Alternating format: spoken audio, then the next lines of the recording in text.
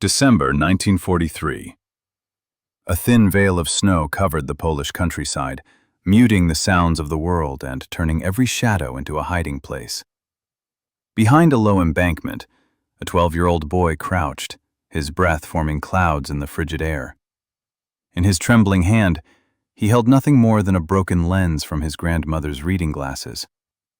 Below, the rails gleamed faintly under the weak winter sun, and the Nazi supply train rumbled along, the iron serpent carrying ammunition, fuel, and weapons destined for the Eastern Front. The boy's name was Joseph. He had lived in a quiet village at the edge of the forest, a place where time seemed to have stood still before the war, where generations of families had farmed the land in relative peace. But peace had been ripped away. 2 years earlier, SS officers had dragged Joseph's parents from their home, and he had never seen them again. He lived now with his grandmother, a stern woman with thick lenses in her old glasses that magnified every letter in her prayer book. Life had been reduced to survival, moving silently, avoiding attention, and remembering every face, every footstep in the snow. Joseph could not remain invisible. Every day he watched the trains pass, memorizing schedules, counting cars, burning with a hatred no child should have to carry. He knew the trains were lifelines for the German war machine, fuel for tanks, ammunition for guns, supplies for the camps that had stolen so many lives. But he also knew that destroying one was impossible. Saboteurs were hanged publicly. Patrols swept the countryside. The Polish resistance did not recruit children. Joseph was alone. Yet he was not powerless. He had an idea, mad, impossible, brilliant, that no soldier could imagine. The sun itself could be his weapon. It began as a game. One summer afternoon in 1942, Joseph had climbed the hillside overlooking the tracks, carrying his grandmother's glasses. The sun beat down relentlessly, making the metal rails shimmer. He focused the lens on leaves and sticks, watching tiny fires ignite. And then, watching a supply train creep around the bend, the impossible occurred to him. Fuel. Glass. Sunlight concentrated to a point. Could he, just perhaps, ignite the tankers? The thought was reckless, dangerous, absurd. But for Joseph, it was the only path forward. For weeks he experimented. He learned to hold the lens at exact angles, timing the focus to coincide with the slowest point of the train's climb. He discovered how far sunlight could travel and still ignite the vapors leaking from poorly sealed fuel caps. He tested small fires in hidden spots near the forest, learning patience and precision with every failure. If he miscalculated, he knew the consequences. His grandmother could die alongside him. The Nazis, for all their power, had one critical blind spot. They could not imagine that a boy with a piece of glass could threaten their empire. That underestimation would become his greatest weapon. The first attempt came on a bitter morning in October. Hidden behind a rocky outcrop, Joseph watched the train climb the hill. He had chosen the moment carefully, the slope where the engine strained and the cars slowed almost to a crawl. Wrapping the lens in cloth, he positioned himself and waited. Hours passed. His hands shook.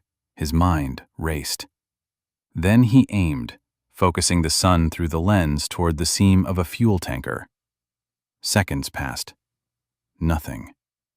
Then, a flicker, a wisp of smoke.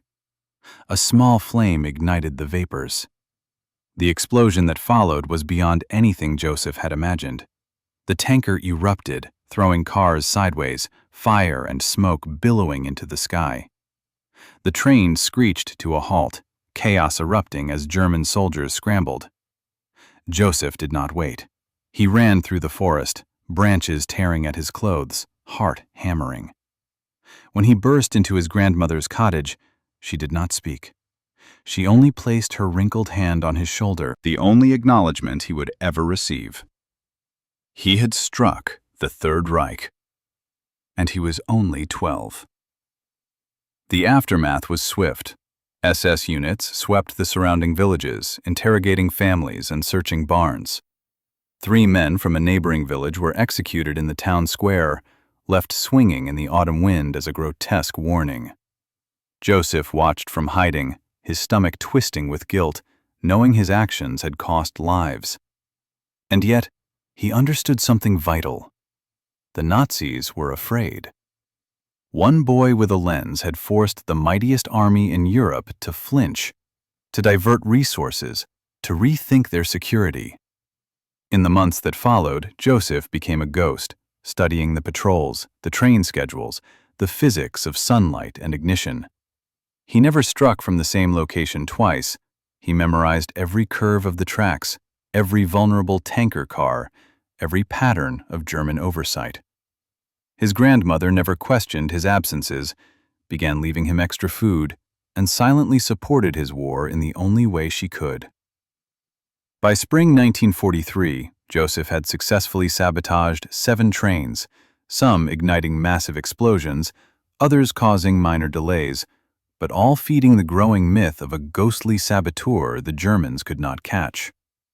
He was alone, he was a child, and he had become one of the most effective resistance fighters the Third Reich never saw coming. By the spring of 1944, Joseph had earned a name among the local villagers, whispered in hushed tones: the ghost of the rails.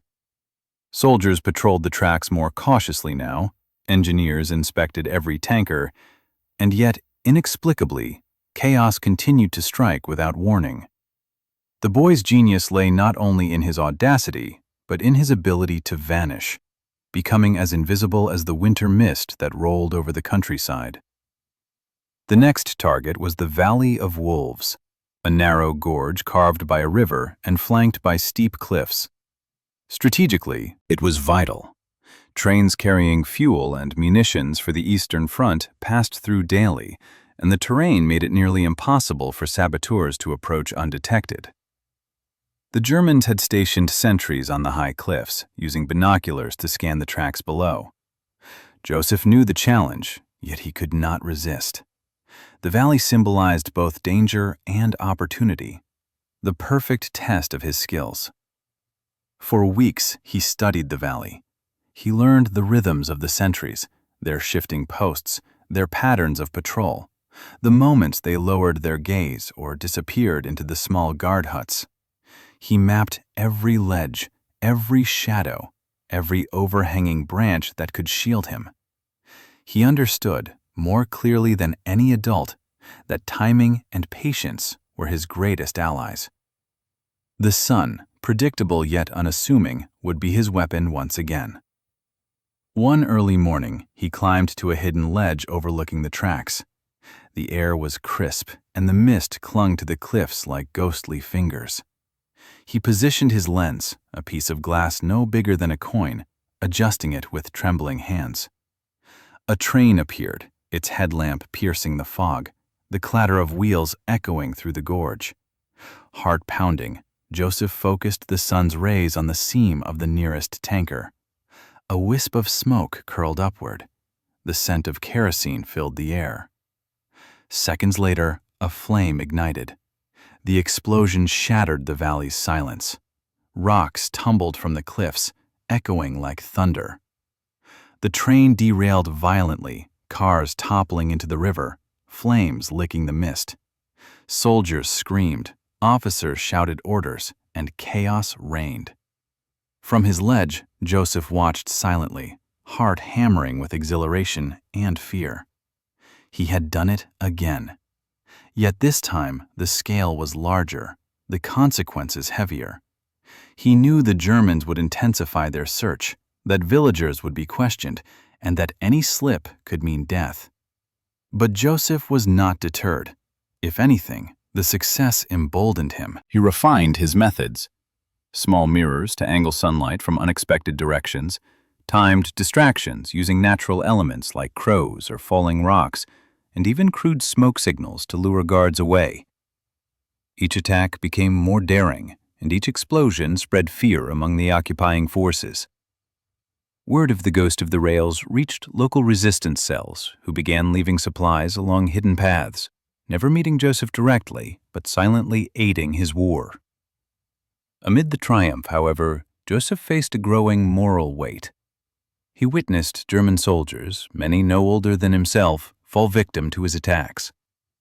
Some were conscripts, forced into the war, eyes wide with confusion as fire consumed their supplies.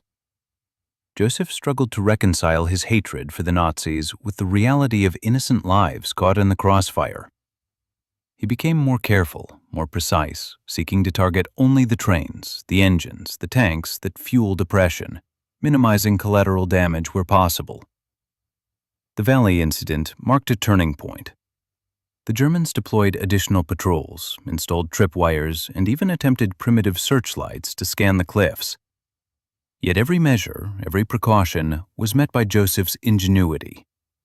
He learned to anticipate movements, to exploit shadows, to blend into the rocks and mist.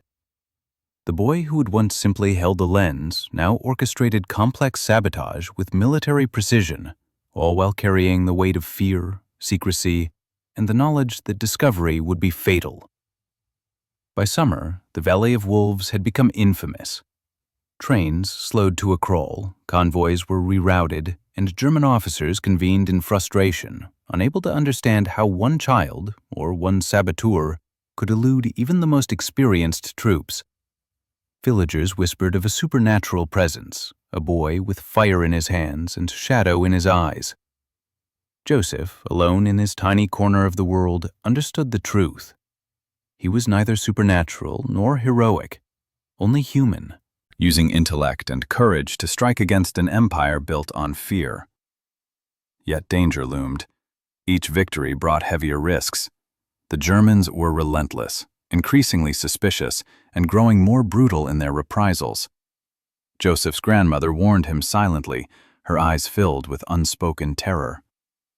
And in the quiet of the night, as he cleaned his lens and studied the maps, Joseph realized the war was changing, and soon his childhood, already stolen, would vanish completely into the fire he wielded so carefully. The ghost of the rails was no longer a myth. He had become a force, a shadow, a young mind capable of shaping the course of battle in a way history would scarcely believe. And yet, the greatest challenges were still ahead. The tactics would become deadlier, the consequences more personal, and the cost of victory higher than he had ever imagined. By late summer, Joseph's reputation had grown beyond whispers. Soldiers spoke cautiously of the boy saboteur, the ghost of the rails, as if naming him might summon disaster. Yet the thrill of each successful sabotage brought with it an uneasy tension. He knew it was only a matter of time before the Germans would catch a glimpse, a hint, of the mind behind the explosions. His next challenge came unexpectedly. A new railway station had been built at the edge of the valley, complete with guardhouses, searchlights, and reinforced platforms.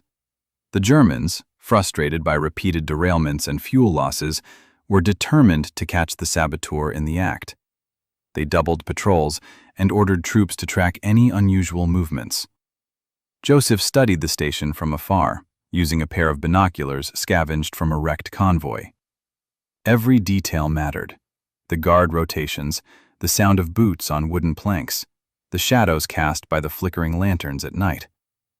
One evening, he spotted a young German guard pacing the platform. The man's uniform was crisp, his boots polished, his rifle clutched tightly. Joseph noticed something odd, a faint tilt in his stance, the habitual glance over his shoulder, the brief pauses where he seemed uncertain. Timing, Joseph realized, would be crucial. One misstep could end his mission and his life. He prepared meticulously. Using mirrors and small reflective surfaces hidden in the underbrush, Joseph created the illusion of movement along the tracks. He set up a crude tripwire attached to a small bundle of gunpowder, enough to spark an explosion, but not enough to destroy the entire station. Then he waited, concealed in a hollow at the base of a tree, heart pounding in rhythm with the guard's steps. The moment arrived. The guard stepped forward, curiosity catching him as a small glint flickered in the darkness. The powder ignited with a flash and a sharp crack. The guard shouted, spinning toward the sound, and in that heartbeat, Joseph vanished into the night. The explosion was small but precise, enough to topple a signal post and startle the station without destroying it. From his hiding place on the cliffs, Joseph watched the chaos unfold. Soldiers scrambled, shouting orders and searching for intruders, yet no one saw him. No one ever did. Each narrow escape sharpened his skills and heightened his awareness. He learned to move silently over loose stones, to mask the scent of smoke with herbs and mud, to anticipate the angle of a patrol's torchlight. Every detail was a puzzle, and he solved each piece with ingenuity born of necessity. But the operation came at a cost. That night, villagers who had observed strange lights and heard the explosion grew nervous. Joseph's grandmother scolded him gently but firmly, her eyes wet with worry. "You are clever, Joseph," she said, "but cleverness will not protect you forever. One day they will see what I see. One day they will know you are here." The words lingered, heavy and true. Joseph did not sleep that night. He lay awake, thinking of the guard, imagining the man's fear, wondering if his family would be told of the boy who haunted the rails. He was beginning to understand the deeper truth of war. It was not just about courage or cunning, but about responsibility, the weight of actions that could ripple far beyond the intended target. Yet the fire of resistance burned fiercely within him. Every derailment, every small victory against the occupiers strengthened his resolve. Over the following weeks, Joseph refined his approach. He began using decoys, small mechanical devices that mimicked human movement, to lure guards away, freeing him to strike with precision. He experimented with timed fuses, learning the delicate chemistry of gunpowder and how to ignite it without revealing his position. Each success made him bolder, yet each close call reminded him of the razor-thin margin between survival and discovery. His operations started to draw attention from the broader resistance network. Messages arrived through coded notes left in hollow trees or under stones near the valley. Allies suggested coordinated attacks, intelligence gathering, and even opportunities to sabotage entire convoys rather than individual trains. Joseph absorbed the ideas cautiously, knowing that any misstep could cost lives. He was no longer acting only for himself or curiosity. He carried the weight of a larger struggle. And then, one night, as he prepared for another mission, Joseph saw them. A group of German officers inspecting the valley by torchlight, speaking in sharp tones and pointing to the derailed trains from earlier months. They were alert, suspicious, and clearly aware that someone, or something, was operating in their territory. Joseph felt a chill. This was the first time he realized the danger was no longer theoretical. They were hunting him, actively. The ghost of the rails had survived by cunning and daring, but now the shadows themselves seemed to hold eyes, and every step forward carried the threat of discovery. Joseph understood. His next moves would have to be smarter, faster, and more audacious than ever before, or the story of the boy who haunted the rails would end before it truly began. The night air was thick with tension as Joseph crouched behind a row of boulders overlooking the valley. The German officers he had spotted weeks ago had returned, this time with dogs, searchlights, and a regiment of soldiers. It was clear they were no longer hunting for random saboteurs. They were hunting him. Every shadow could conceal an enemy, every rustle of leaves could signal discovery. Joseph had grown clever, but even the cleverest plans carried risk when the hunters had grown wise. He retreated to the village under the cover of darkness, blending seamlessly with the narrow streets and quiet courtyards. It was here that Joseph's life began to intersect with other young members of the resistance. He met Lena, a spirited girl of 16 with an uncanny ability to decipher German patrol patterns, and Thomas, an older team skilled in forging documents and creating small mechanical diversions. Together, they formed an unlikely trio, 3 youths against a well-trained army. Their first joint operation was a test of trust and skill. A supply train loaded with weapons and fuel was scheduled to pass through the valley.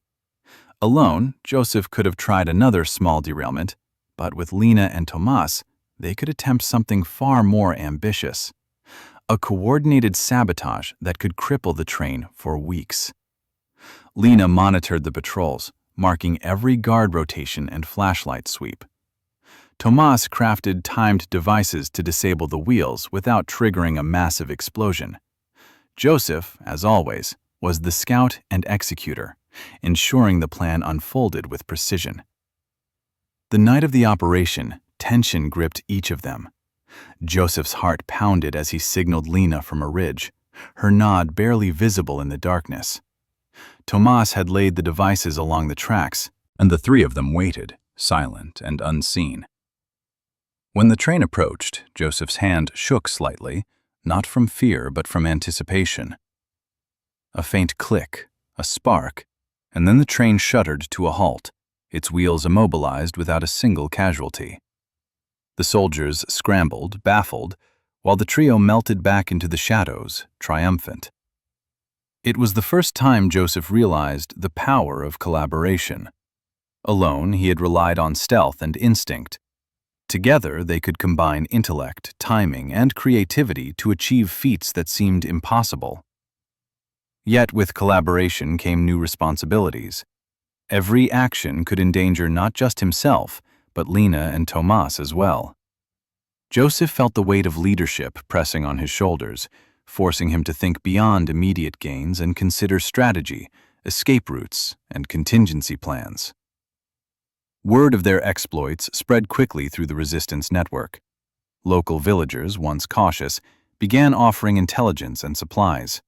Farmers secretly pointed out German patrol patterns, shopkeepers provided small tools and materials, and even older villagers shared knowledge of hidden paths and caves that could be used as safe houses.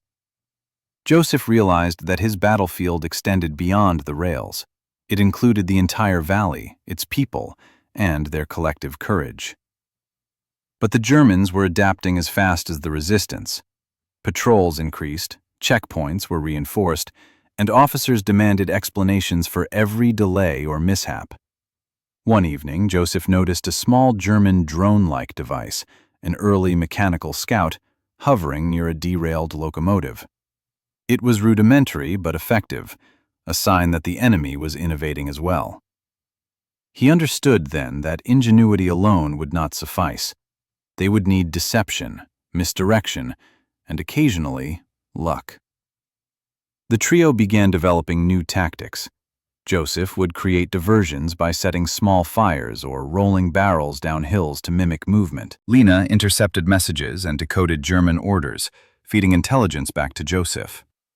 Tomas perfected mechanical contraptions that could simulate footsteps or create false trails. Together, they became a seamless unit, each complementing the other's strengths. Their successes grew bolder, derailing multiple trains in a single night, sabotaging fuel depots, and confusing entire garrisons. Yet with every victory, the stakes rose. One miscalculation could mean capture, torture, or death. Joseph felt the pressure acutely. At night, lying awake in a hidden attic, he often imagined what his life might have been without the war. School, games, books, a world of ordinary choices. But those dreams were fleeting. Reality demanded action. And he had learned to embrace it. By winter, Joseph was no longer just a boy acting alone. He was a strategist, a leader, a symbol of defiance in the valley. The Germans whispered of the ghost of the rails, unaware that the legend had grown into a network, a small but formidable force of young resistance fighters. Joseph understood that courage was not just about daring acts. It was about inspiring others, taking risks for the greater good, and surviving long enough to strike again. And yet, somewhere deep inside, a kernel of doubt remained. The enemy was watching, learning, adapting. Each success could provoke a response far more dangerous than the last. Joseph knew that the coming months would test every skill, every ounce of cunning and bravery he possessed. The battle for the valley was far from over. It was only entering its most perilous chapter. Winter's chill had settled over the valley, blanketing the hills and forests in snow. At first, it seemed to favor the resistance. Patrols moved more cautiously, trains slowed, and the soldiers were forced to rely on predictable routes. Joseph, Lena, and Tomas used the season to their advantage, striking with precision and slipping away before the Germans even knew they had been hit. But the cold also brought new dangers. Footprints in the snow betrayed movement, frozen rivers became hazardous obstacles, and nights stretched long and merciless, forcing the young fighters to endure biting winds while hiding in attics, barns, and abandoned huts. The Germans, however, were not idle. Intelligence reports hinted at an emerging pattern. A saboteur, dubbed the Ghost of the Rails, was disrupting supply lines with uncanny accuracy.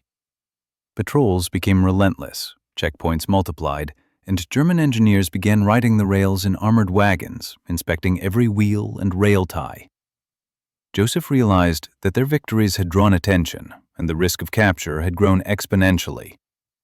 It was during one frigid evening patrol that Joseph sensed danger creeping closer than ever. He had been scouting a secondary rail line, using a small ravine as cover, when he noticed movement ahead. Shadows shifting unnaturally, the crisp crunch of snow that did not match natural patterns. It was too methodical, too deliberate. The Germans were laying a trap. Joseph froze, calculating quickly. Retreat was an option, but it would expose the others, and the train passing tonight carried supplies crucial for the resistance. Joseph signaled Lena via a prearranged system, 3 flicks of a small lantern from a hidden ridge. She acknowledged, crouching behind the same boulders that had once sheltered him, and began redirecting patrols subtly to create a diversion. Tomas worked feverishly in a nearby barn, preparing a timed, mechanical device designed to derail the train at the last possible moment. Everything had to synchronize perfectly. One misstep would mean death. As the train approached, the trap closed. German soldiers emerged from concealed trenches, rifles poised and eyes scanning every shadow. Joseph felt the first real pang of fear, the kind that made your pulse thrum against your ribs and your fingers stiffen around equipment. He forced himself to breathe slowly, to move methodically. This was no longer a game of shadows, it was survival. The operation began. Lena's signals guided Joseph along a narrow path that kept him just out of sight, weaving around patrols like a ghost. Tomas's devices went off in precise sequence, stopping the train without a catastrophic explosion. Chaos erupted among the Germans, but Joseph remained unseen, his every sense alert. Then, a soldier's flashlight swung dangerously close, illuminating his hiding spot for a split second. Heart racing, Joseph froze, relying on instinct. The light passed, leaving him in darkness, and he exhaled, barely audibly. But luck was fragile. A second patrol, faster and more disciplined, moved along a parallel path, almost cutting off his escape route. Joseph sprinted, sliding across icy ground, ducking behind trees and leaping over frozen streams. His legs burned, lungs ached, but the thought of Lena and Tomas waiting for his signal drove him forward. Moments later, he collapsed in a snow-dusted barn, where Tomas quickly covered him with blankets and whispered urgent instructions. The trio huddled together, assessing the aftermath. The train was derailed, supplies destroyed or captured, and the German soldiers disoriented. But Joseph could not shake the creeping realization. The Germans were adapting faster than ever. They would learn from this failure, set new traps, and the margin for error was shrinking. Each victory now carried a price, and the ghost of the rails might not survive the next encounter. Over the following days, Joseph monitored the valley with heightened vigilance. Every movement of the Germans seemed calculated, every patrol suspicious. Lena and Tomas noticed the change in him. He was quieter, more deliberate, calculating each decision with care. They devised new tactics, fake trails to mislead the enemy, decoy sabotage points, and coded messages to avoid interception. The trio became a shadow army, striking strategically and disappearing before the Germans could respond. Yet the psychological toll was undeniable. Joseph found himself haunted by the faces of soldiers he had deceived, the fleeting moments when a misstep could have ended his life, and the constant awareness that any misjudgment might cost not just him, but Lena, Tomas, and the villagers who trusted them. Even in victory, there was a gnawing tension, a sense that the trap was always one step ahead, waiting for the slightest mistake. By late winter, the valley had transformed. The German forces, frustrated and wary, had intensified patrols, fortified supply lines, and begun using local collaborators to track resistance movements. Joseph knew the coming months would demand even greater ingenuity, courage, and resilience. The battle was no longer just about trains and sabotage. It was about survival, trust, and the relentless push against an enemy that had adapted to every tactic they had thrown at it. And through it all, Joseph learned a hard truth. Courage alone would not guarantee survival. Strategy, foresight, and unity would be their greatest weapons. But as he looked at Lena and Tomas, he realized that together, they had a fighting chance, even against a relentless, adapting enemy. Spring arrived slowly, dripping into the valley in fits of thawed snow and muddy paths. The German forces, frustrated by repeated sabotage and the ghost of the rail's uncanny escapes, decided it was time for a decisive response. Intelligence reports indicated that a full-scale counter-operation was underway. A regiment of soldiers equipped with the latest reconnaissance equipment, mine detectors, and local guides would systematically sweep the valley. Their mission was clear: capture Joseph, dismantle the youth resistance network, and eliminate the growing threat to supply lines. Joseph sensed the shift immediately. He noticed subtle changes. Patrols were no longer random. They moved in coordinated sweeps, with spotlights cutting swaths through the trees at night. New barricades blocked familiar escape routes, and the quiet whispers of villagers hinted at increased questioning by German informants. The valley, once a maze that Joseph and his companions navigated like their own backyard, now felt claustrophobic, every path potentially leading to capture or death. The trio convened in their hidden barn headquarters. Tomas spread maps across a rough wooden table, marking patrol zones, watchtower locations, and areas recently scouted by German forces. Lena, ever alert, adjusted their coded signaling system, introducing new gestures and lantern sequences that could not be guessed. Joseph studied the maps with a meticulous eye, analyzing patterns, predicting likely patrol movements, and anticipating where the enemy might expect an ambush. "We can't just react anymore," Joseph said, his voice steady but tinged with urgency. "They're hunting us. We need to force them to play our game, or we won't survive this." The plan was audacious. Rather than sabotaging a single rail line, they would create multiple points of disruption, some real, some false. Each decoy would force German soldiers into predictable positions, where the real sabotage could occur unnoticed. Additionally, Joseph intended to lure a select group of soldiers into a trap, a controlled environment where the resistance could observe, confuse, and, if necessary, disable them without risking capture. Execution began at dawn. Snowmelt had turned the earth to mud, making stealth movement treacherous, but the trio moved with precision honed over months of guerrilla operations. Lena and Tomas created diversions, setting false tracks and booby traps along secondary routes. Joseph positioned himself near a heavily monitored rail line, concealed behind brush and fallen timber, ready to observe the counterstrike unfold. The Germans responded predictably at first, stepping into every decoy trap. Patrols split, confusion spread through their ranks, and communication lines were momentarily overwhelmed. Joseph's heart pounded as he watched soldiers falter, some retreating, others probing areas they should not have. The plan was working, but the enemy had anticipated contingency. Suddenly, a squadron of German soldiers, more disciplined and cautious than any Joseph had faced, diverged from the main force and closed in on his position.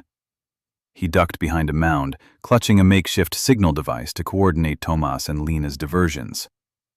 One soldier passed mere meters from him, flashlight sweeping methodically. Joseph held his breath, willing the world to remain still. Seconds stretched like hours. Then came the unthinkable. An informant, a villager coerced into collaboration, betrayed a hidden route, pointing the Germans toward Tomas's barn.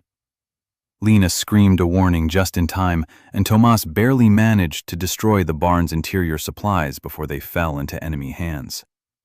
Chaos erupted, gunfire rang out, and Joseph realized the trap had partially backfired. Despite the setback, they adapted instantly. Joseph led Lena and Tomas through a series of concealed tunnels and hidden paths, moving from one safe house to another. Every step required calculation. Every sound could mean discovery.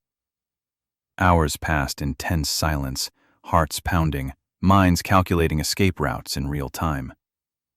By nightfall, the trio found temporary refuge in an abandoned mill on the edge of the forest.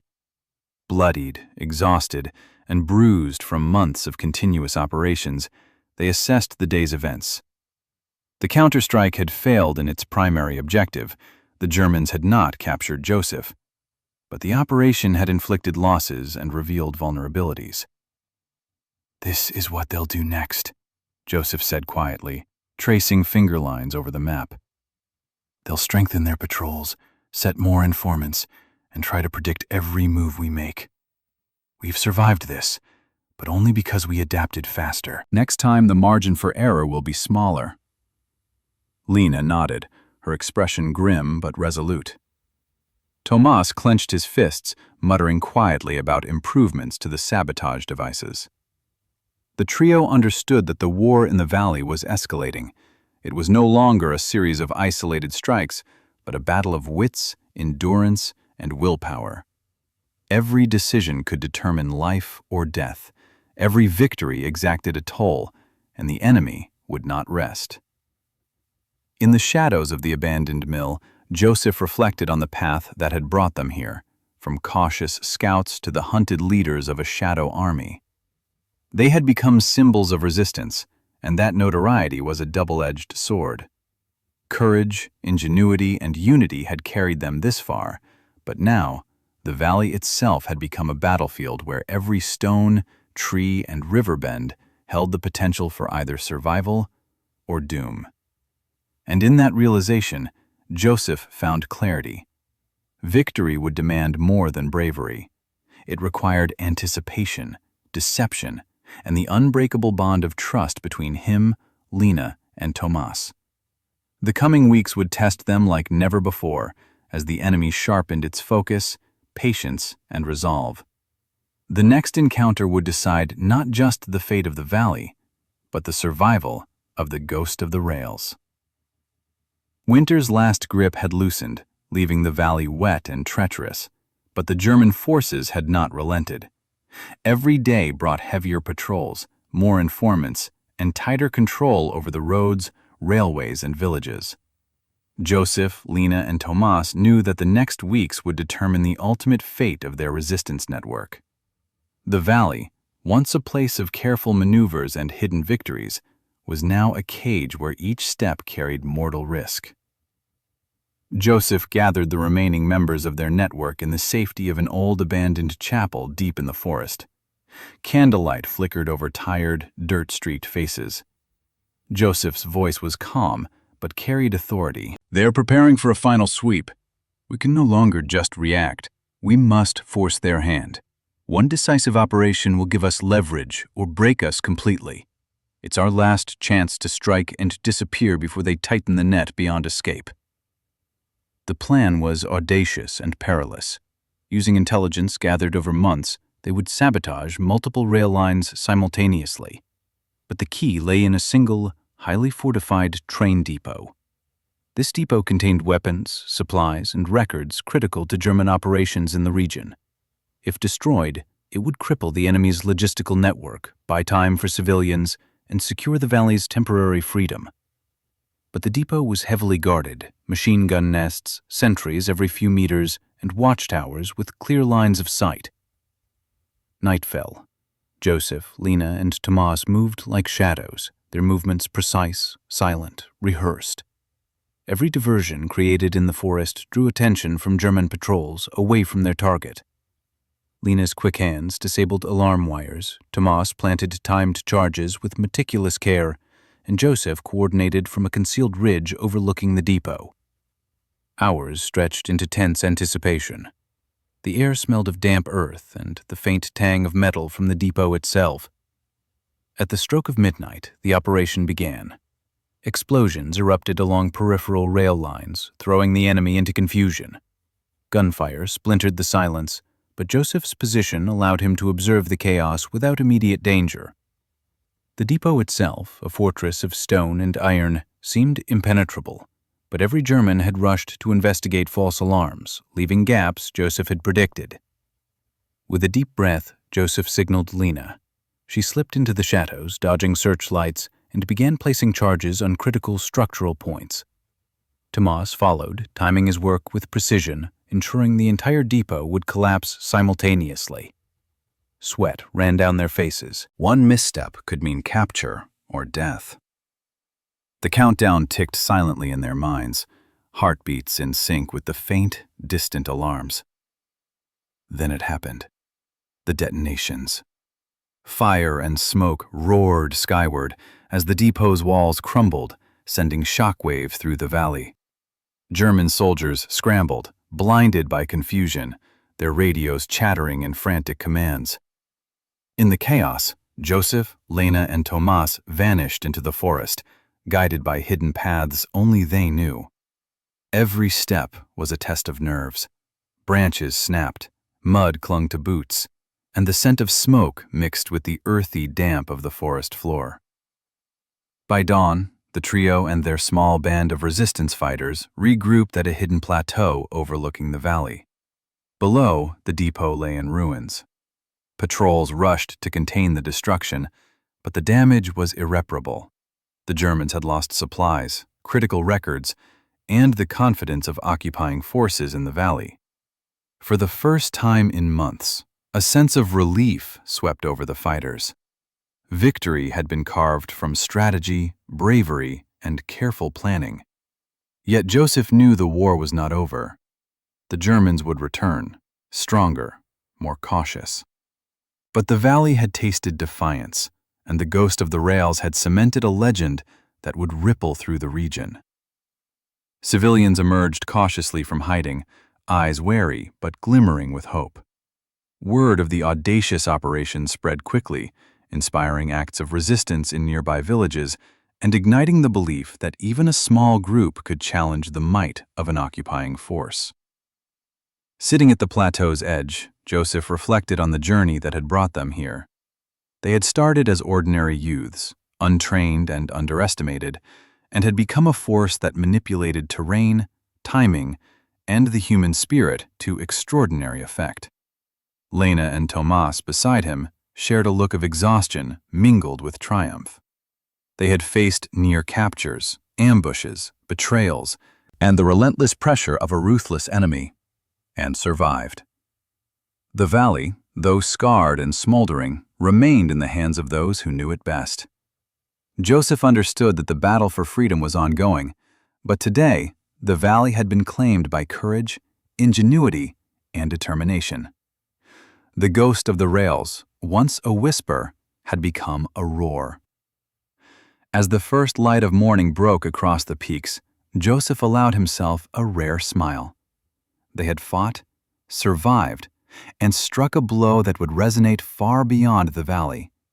Whatever came next, they had proven one undeniable truth, that even against overwhelming odds, strategy, heart, and unwavering resolve could change the course of history. The forest was quiet once more, but Joseph knew it would never be the same. The legend of the ghost of the rails had been cemented, a story of cunning, courage, and resistance that would inspire generations long after the guns fell silent.